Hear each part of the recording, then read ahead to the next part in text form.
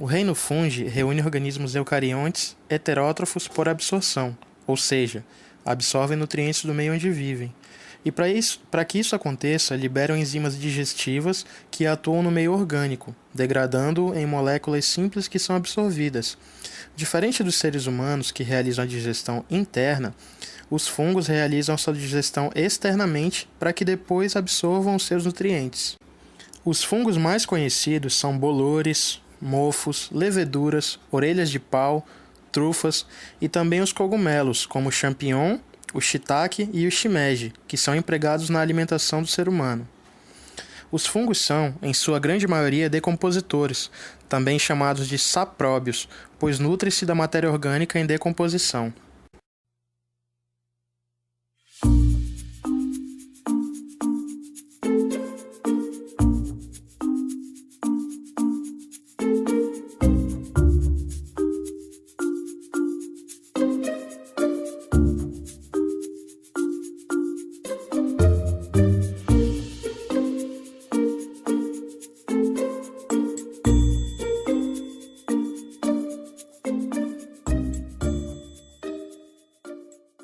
O Amanita muscaria, conhecido como agário das moscas ou mata-moscas, é um fungo natural de regiões com clima boreal ou temperado do hemisfério norte.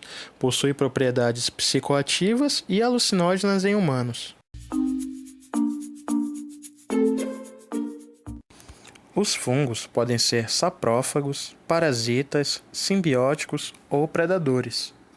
Saprófagos são todos os seres que se alimentam de cadáveres de animais, plantas ou frutas, garantindo a decomposição e a reciclagem da matéria orgânica presente neles, possibilitando o reaproveitamento dessa matéria para outros seres. Os fungos parasitas podem causar doenças, como por exemplo a candidíase, que é uma infecção que pode ocorrer na pele ou nas membranas mucosas, e é causada pelo fungo Cândida. Os fungos parasitas também podem retirar o alimento do corpo dos seus hospedeiros, prejudicando-os e causando-lhes doenças. Alguns são parasitas de protozoários, plantas e animais. Eles geralmente não matam o hospedeiro, mas limitam grandemente o seu crescimento. Os fungos simbióticos são os fungos que estabelecem relações simbióticas com seres autotróficos, tornando-os mais eficientes na colonização de hábitats pouco hospitaleiros. Os líquens são um exemplo. Neste caso, as células ficam protegidas por uma camada de hifas, que formam quase que como uma epiderme, dado que a alga não pode se deslocar. O fungo fornece-lhe os nutrientes minerais de que necessita para a fotossíntese e protege-a das alterações ambientais, recebendo em troca compostos orgânicos. Essa parceria permite aos líquens sobreviverem em locais inóspitos. Outra importante associação simbiótica dos fungos são as micorrizas, associações entre as hifas e as raízes das árvores. Calcula-se que cerca de 90% das árvores de grande porte tenham micorrizas. Este fato leva os cientistas a concluir que as micorrizas podem ter tido um papel importante na colonização do meio terrestre pelas plantas. As micorrizas também podem ajudar na proteção das raízes contra infecções por parte de outros micro-organismos presentes no solo. Os fungos chamados de trufas, que são um tipo de micorriza, são os itens alimentares mais caros do mundo, pois não podem ser cultivadas. Elas precisam de clima e condições especiais, como a associação com raízes de árvores específicas. A ciência que estuda os fungos é chamada de micologia. Eles têm a parede celular formada por quitina, o glicogênio é a sua substância de reserva, e eles se reproduzem através de esporos, que são células haploides que, ao germinarem, originam um indivíduo haploide. Seu corpo é formado por filamentos chamados de hifas. O conjunto de hifas recebe o nome de micélio, que não é considerado um tecido verdadeiro. O corpo de um fungo pode apresentar um micélio vegetativo, cujas hifas geralmente penetram o substrato em busca de nutrientes, e um micélio reprodutor, cujas hifas desenvolvem-se para fora do substrato e são responsáveis pela produção de esporos. O ciclo de vida dos fungos pode ser dividido em duas fases, assexuada e sexuada. Nos processos assexuados, os esporos são originados por mitose e, por isso, denominados esporos assexuados. Entre os esporos assexuados, há os chamados zoósporos, que apresentam flagelos empregados na locomoção em meio líquido.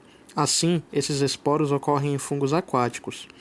Outros fungos produzem esporos assexuados sem mobilidade própria, sendo transportados pelo vento.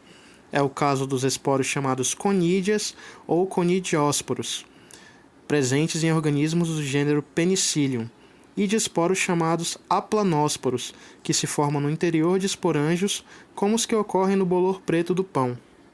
Nos processos sexuados, ocorre a fusão de núcleos haploides de hifas distintas. Os esporos sexuados são sempre imóveis e seu transporte depende do vento. Eles podem ser de dois tipos principais. Os ascósporos são formados no interior de uma estrutura especial denominada asco. Já os basidiósporos são formados em uma estrutura denominada basídio. Ao contrário dos ascos, que armazenam os ascósporos em seu interior, os basídios armazenam os basidiósporos externamente.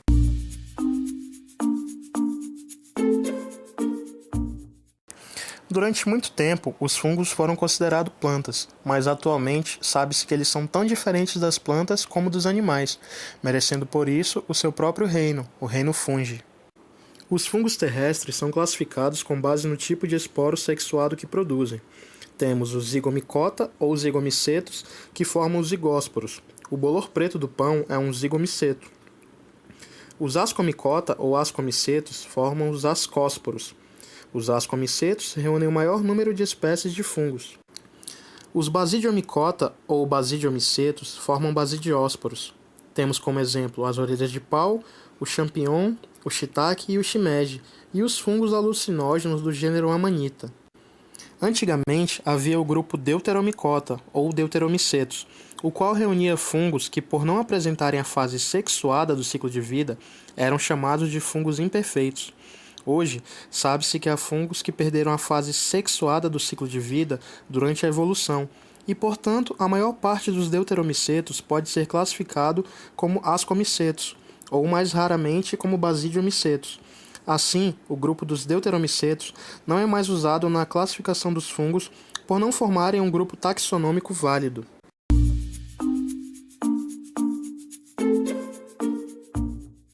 Os fungos também são empregados na indústria de laticínios para a fabricação de certos tipos de queijos, como o Roquefort e o Gorgonzola. Os fungos também são empregados na produção de antibióticos, no caso das espécies Penicillium chrysogenum e Penicillium notatum, utilizados na produção de penicilina.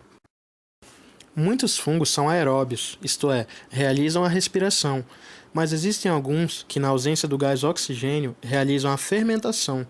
Esses últimos são anaeróbios facultativos.